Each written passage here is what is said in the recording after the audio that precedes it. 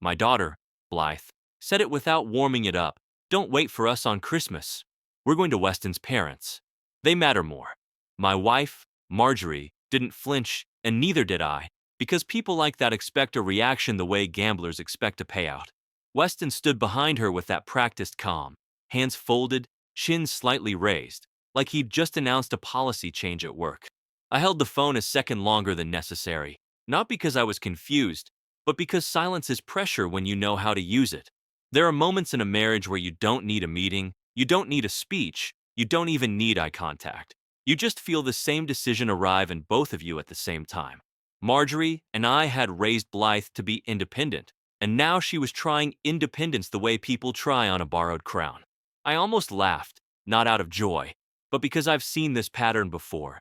Young confidence, borrowed power, and the belief that parents are permanent furniture. Subscribe, hit the like button, and tell me in the comments how old you are and where you're from.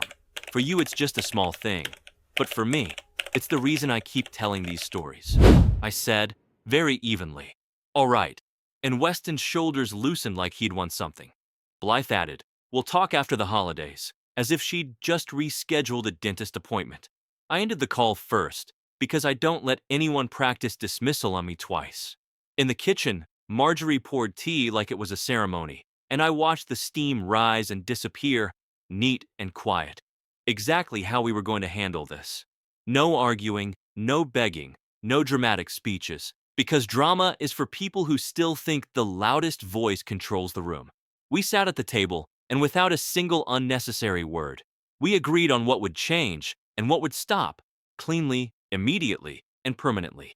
That night, I slept fine, because when you finally draw a boundary, the body stops negotiating with the mind. And by the time the sun showed up the next morning, the phone was already trying to punish us for not chasing them. I woke up before the alarm, not because of worry, but because decisions tend to do that. They clear the schedule in your head. The phone lay face down on the nightstand, and I let it stay that way for a full minute, just to remind myself that urgency is usually someone else's invention. When I finally turned it over, there were already missed calls, stacking up like unpaid parking tickets, and I smiled at the symmetry of it. Marjorie was already in the kitchen, reading the paper with her glasses halfway down her nose, the universal signal for, I see more than I'm reacting to. I poured coffee and managed to spill a few drops on the counter, which felt almost ceremonial, proof that even calm men can miss the cup when their mind is busy being precise elsewhere. We didn't discuss Blythe or Weston at first. We discussed whether the coffee tasted burnt or whether the machine was finally admitting its age. That's the thing about long marriages. You don't rush to the fire. You check the exits first. By 9 o'clock, the phone buzzed again, louder this time, as if repetition could replace authority. I counted the calls without opening the screen, because numbers tell stories even when names don't. There was something almost flattering about the persistence, like being pursued by someone who suddenly realized you weren't where they left you. I remembered teaching Blythe to ride a bike, how she'd only looked back once she felt steady, never before. Now she was looking back early, and that told me everything I needed to know. Marjorie caught my eye over the rim of her mug and said, dry as ever, they're early, which was her version of a raised eyebrow. I nodded, because timing is a language, and they were already speaking too loudly. By the time the call count hit double digits, it was clear this wasn't about Christmas anymore. It was about control slipping quietly out of reach. And somewhere between the ringing and the silence, I realized they hadn't called to apologize. They called to confirm whether we still worked the way they remembered. By late morning, the count reached 20, and I finally opened the messages, not to answer, just to observe the tone shift. The first ones were clipped and confident, Blythe assuming we were busy or distracted, the way children do when they think parents run on standby. Then came the polite concern, a question mark added here and there, as if punctuation could soften intent. I buttered toast and dropped it on the floor, butter side down, which felt like the universe reminding me that gravity has a sense of humor and never misses a chance. Marjorie watched me scrape it off, shook her head once, and said, bold start to the day, which was her way of keeping me grounded without slowing me down. The calls turned sharper after that, Weston stepping in, his voice messages carrying that managerial edge, measured, courteous, and faintly annoyed. He spoke as if silence were a malfunction, something to be corrected with enough follow-ups and a firm tone. I listened to one message all the way through, just once, to confirm what I already knew. He wasn't asking if we were okay, he was checking whether we were compliant. There's a specific sound people make when they expect you to fold, and Weston had perfected it. I deleted nothing, saved everything, because documentation is the quiet cousin of patience. Around noon, Blythe tried humor, a light joke about us vanishing, as if this were a harmless glitch and not a line she'd crossed with intent. That was the moment I felt the first real sting. Not pain, just the clean edge of disappointment that comes when someone mistakes access for entitlement. I remembered the years we'd smoothed her landings without announcing it, and how invisible support can breed impressive confidence. Marjorie met me in the hallway and said, "They think this is temporary," and I answered, "Only because they've never seen permanent done properly." By the time the phone reached 30 missed calls, the message was clear. The injustice wasn't what they said, it was their certainty that we'd swallow it. And with that certainty hanging in the air, I understood the next step wouldn't come from them, it would come from us. The first actual demand arrived just after lunch, slipped into a voice message like a receipt tucked into a bag. Blythe asked if we could confirm the Christmas transfer, using that careful word people choose when they don't want to say money out loud. I reheated soup and forgot to turn the stove off, catching it only when the kitchen smelled like I'd opened a memory I didn't need. Marjorie raised an eyebrow and moved the pot without comment, which is what competence looks like when it doesn't need applause. Weston followed with a message that sounded generous. He said they'd handle things if we were overwhelmed, as if support were a favor that could be reassigned. I sat down and wrote 3 numbers on a notepad, then crossed out 2, because clarity improves when you remove decoration. There's a moment when unfairness reveals itself not as cruelty, but as assumption, the belief that you'll continue because you always have. I chuckled once, quietly, remembering how Weston used to shake my hand too firmly, mistaking pressure for respect. I played his message again, just to hear the confidence wobble at the end, the half-second where he expected me to interrupt. Instead, I placed the phone face down, the way you do with a watch when you don't want time to lead the conversation. Marjorie asked if I wanted the blue pin or the black one, and I chose blue because small choices remind you who's steering. We didn't argue about right or wrong. We talked about leverage, timing, and the cost of being mistaken for a safety net. I felt the shift then, not anger, but resolve tightening like a knot you trust. Outside, a neighbor waved, and I waved back, because normalcy is disarming when you're about to redraw a map. By mid-afternoon, the phone vibrated again, shorter this time, more urgent, less polite. That was when it became clear they weren't asking anymore. They were preparing to insist, and they assumed we'd be exactly where they left us. The word disappointed appeared in Blythe's next message, stretched thin and carefully placed, like a blade wrapped in tissue.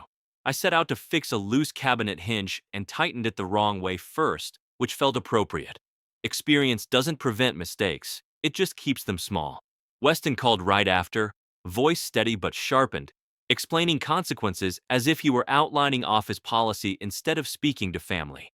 He mentioned expectations, tradition, and how these things usually work, and I noted the plural. People use it when they want authority without ownership. I listened without interruption, because men who talk like that tell you more when you don't rescue them from their own confidence. When he paused, waiting for me to fill the silence, I cleared my throat and said nothing at all, which did the job better.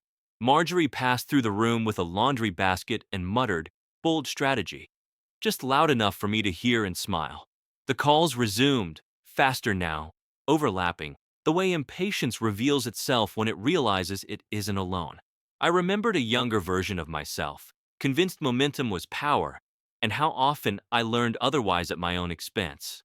By late afternoon, the tone shifted again, less posture, more pressure, as if volume could substitute for permission. I poured another cup of coffee and realized I'd already had one sitting cold beside me, which happens when attention chooses its priorities. There's a particular insult in being managed by someone who learned confidence from borrowed outcomes. I wrote one sentence on the pad and underlined it twice, not because it was dramatic, but because it was final. Marjorie read it, nodded once, and folded the paper like a map you no longer need to unfold. As evening settled, The phone finally went quiet for a stretch, the calm that comes right before people decide to escalate. And in that pause, I knew the next move would test whether they believed silence meant surrender or preparation. The escalation came dressed as concern, which is always how pressure introduces itself when it wants to look reasonable. Blythe sent a long message about family unity, typed carefully enough to feel rehearsed, as if sincerity improves with formatting. I tried to reply and accidentally opened the calculator instead, which felt like an honest summary of the conversation anyway. Weston followed with a voicemail that suggested a conversation in person, the kind people request when they think proximity restores leverage. I paced the hallway once, not to burn energy, but to line up the facts the way you line up tools before work. Marjorie asked if we should answer, and I said, not yet, because timing is the difference between reaction and command. I remembered how Weston once explained interest rates to me using examples I taught him years earlier, and how confidently he'd done it. That memory made me smile, thinly, because borrowed knowledge tends to believe it's self-made. I reheated dinner and forgot the salt, then added too much to compensate, which is what happens when you rush corrections. The phone buzzed again, and I didn't look, because there's power in deciding when information gets access to you. By evening, the messages had lost their polish, edges showing through the politeness like seams under strain. They were asking for reassurance now, not outcomes, and that distinction mattered more than they realized. Marjorie sat across from me and said, they're afraid of losing the pattern, and I answered, they should be. I folded the napkin with care, squared it to the table, and felt that quiet click inside, the one that means the decision has settled. When you reach that point, you don't feel angry, you feel precise. And precision, I knew, was about to make them very uncomfortable. By nightfall, the missed calls reached 42, and I finally turned the phone face up, not to respond, just to acknowledge the number. There's something almost comical about urgency piling up like that, as if persistence alone could vote a decision back into existence. I went to take out the trash and realized I'd already done it, which made me pause and laugh at myself. Muscle memory is honest even when people aren't. Weston sent a final message, short and stripped of manners, saying we were creating unnecessary tension. I appreciated the phrasing, because it confirmed he thought tension was something we owed him relief from.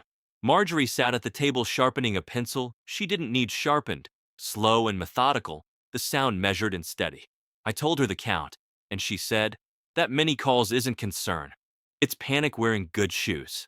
I thought about all the times we'd smoothed things quietly, how invisibly reliable we'd been, and how reliability can confuse people about permanence.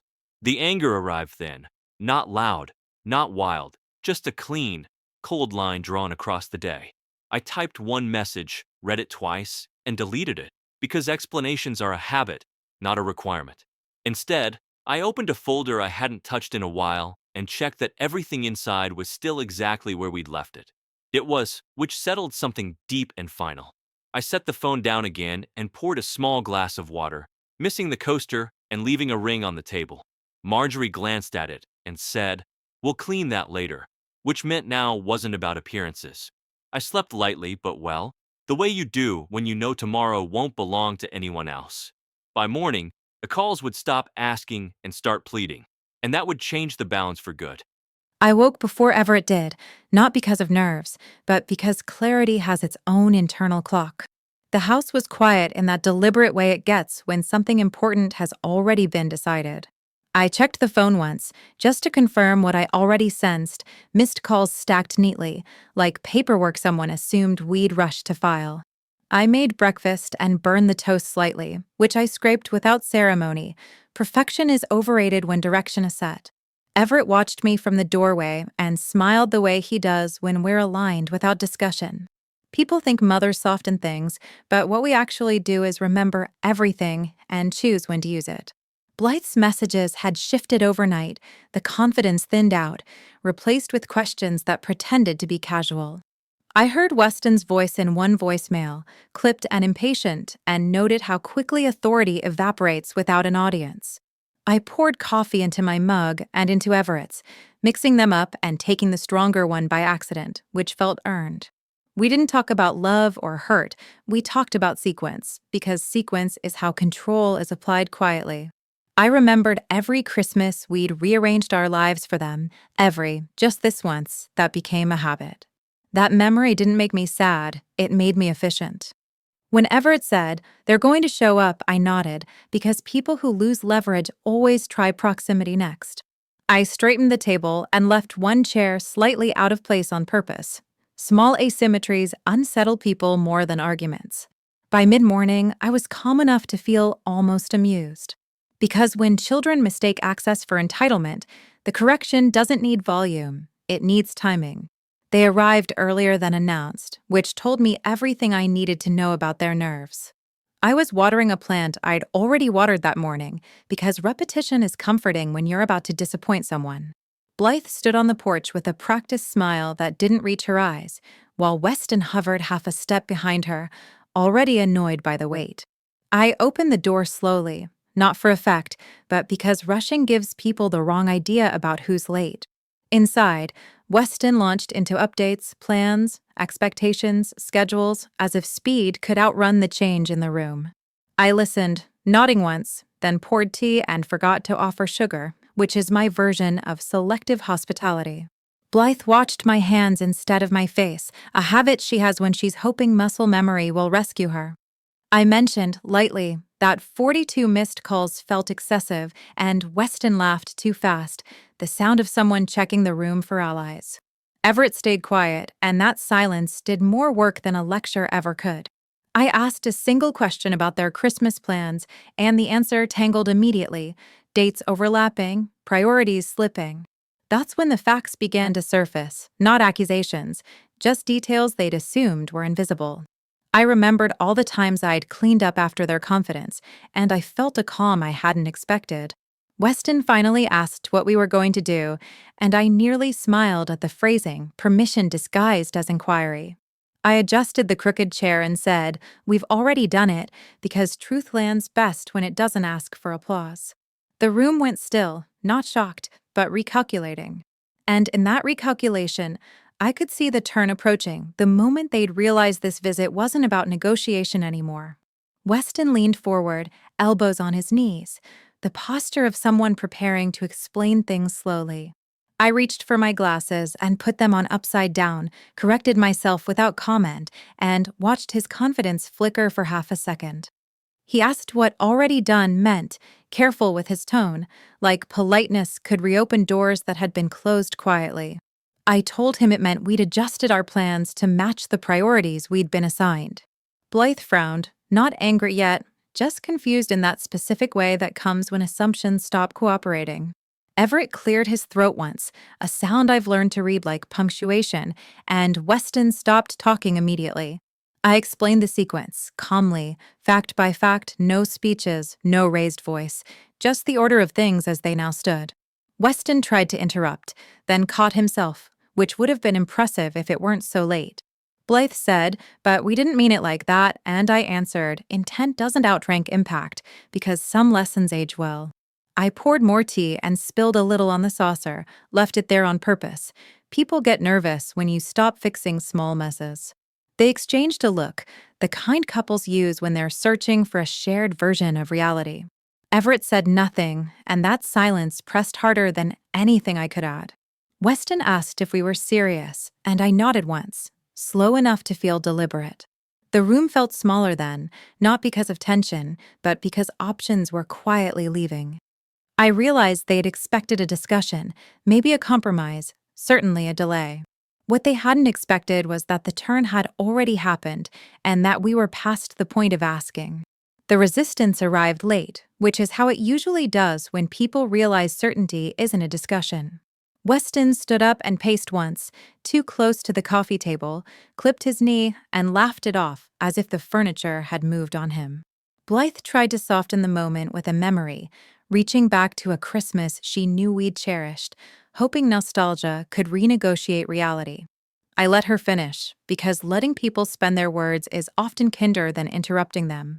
Everett folded his hands and watched, the way he does when he's measuring outcomes instead of emotions. I told them we weren't punishing anyone. We were correcting a misunderstanding about access and obligation. Weston said we were being dramatic, and I nearly smiled at the irony of someone confusing restraint with theater. I asked a simple question: who had decided our place and when, and the silence that followed answered it better than they could. Blythe looked at me then, really looked, as if searching for the mother who used to smooth things over. What she found instead was memory sharpened into clarity. Everett reached for his water and missed the glass, catching it on the second try, and the small clink broke the tension just enough to expose it. I laid out the boundary again, slower this time, not louder, because repetition works when it's precise. Weston argued logistics, dates, commitments. I countered with sequence and consequence. By the end, he was speaking less and listening more, which told me the lesson was finally landing. Blythe's shoulders sank a fraction, the weight of recalculation settling in. That's when I knew the next phase would hurt, not because we were cruel, but because certainty leaves no room to bargain. The threat arrived quietly, which is how people deliver it when they're hoping not to be called on it. Weston said they'd have to rethink arrangements, implying inconvenience, like it was leverage instead of fallout. I nodded once, because adults are allowed to rethink anything they want, just not our boundaries. Blythe asked what this meant going forward, and I noticed she didn't say for us, she said for them. I stood to refill the kettle and set it down on the wrong burner, corrected it without comment, and kept my voice level. I told her it meant we were stepping back from roles we'd never formally accepted, only performed out of habit. Everett shifted his chair an inch and said, "We'll keep our calendar clear," which sounded generous until you understood what it removed. Weston bristled at that, because open space frightens people who rely on predictable support. I explained what would no longer be automatic, listing items the way you read weather advisories: calm, factual, unavoidable. Blythe's eyes widened at the scope, not because it was harsh, but because it was thorough. She said, "You can't just stop," and I answered, "We already have, because timing matters more than permission." Everett tried to stand and caught the chair leg with his heel, steadied himself, and smiled thinly, as if to say even stumbles don't change direction. Weston asked if this was final, and I felt the room tighten around that word. I met his gaze and said yes, not loudly, not proudly, just accurately. The quiet afterward wasn't empty, it was crowded with consequences lining up. And as they gathered their coats, I knew the loss they feared wasn't Christmas, it was certainty, and certainty had already chosen sides. They lingered at the door longer than necessary, which is what people do when they're hoping for a soft reversal disguised as courtesy. Blythe adjusted her coat twice, the same nervous habit she had as a teenager before asking for something she already knew the answer to. Weston tried one last time, saying this would change things between us, and I answered that things had already changed the moment priorities were ranked out loud. Everett offered to walk them out, reached for his jacket, and put it on inside out before fixing it calmly, as if even small missteps refused to rush him. On the porch, the air felt sharper, clearer, the kind that doesn't allow excuses to linger. Blythe hugged me briefly, carefully, like someone testing the temperature of water they didn't expect to be cold. I returned it with the same restraint, because affection isn't a bargaining chip when respect is missing. Weston nodded, stiff, his confidence packed away somewhere behind calculation and disbelief. They left without slamming the door, which told me they still hoped silence might soften us later. Everett locked it behind them, checked it once, then checked it again. Not out of fear, but out of habit built on finality. In the kitchen, I noticed I'd left the kettle on too long and turned it off, smiling to myself at how life insists on ordinary details even during turning points. Everett said, "They didn't hear us," and I replied, "They did. They just didn't like the sound of it." We sat down without speaking, the house settling around us like it understood the correction. I felt no triumph. Only balance returning to a space that had been quietly tilted for years. The silence that followed wasn't heavy, it was clean, and it belonged to us. Tomorrow, they would call again, not with demands this time, but with fear, and fear would finally force them to listen. The next morning was quiet in a way that felt earned, not empty. No calls, no messages, just the house breathing at its usual pace, as if it approved of the correction we'd made. Everett made breakfast and forgot the salt again, then shrugged and said, "It builds character," which made me laugh more than it should have. We ate without rushing, not celebrating, not reviewing, just existing inside a boundary that finally fit. I thought about Blythe, not with anger, but with the clarity that comes when love stops being confused with permission. Some parents think victory looks like obedience, but that's a young person's fantasy. Real victory is being able to sit at your own table without explaining your worth. Everett wiped the counter twice in the same spot, then noticed and smiled at himself, a small human habit in a resolved moment. We talked about what we would do with our time now, not defensively, but deliberately. There was relief in knowing that whatever came next would be chosen, not assumed. I understood then that we hadn't lost our daughter. We'd simply stopped being convenient. And inconvenience, when it's grounded in self-respect, is a powerful teacher. If they came back differently, we'd notice. If they didn't, we'd still be standing exactly where we are. I looked at Everett across the table and felt the quiet strength of a long partnership that hadn't bent under pressure. We didn't raise our voices, we didn't beg, and we didn't break. We stood our ground, and that was enough.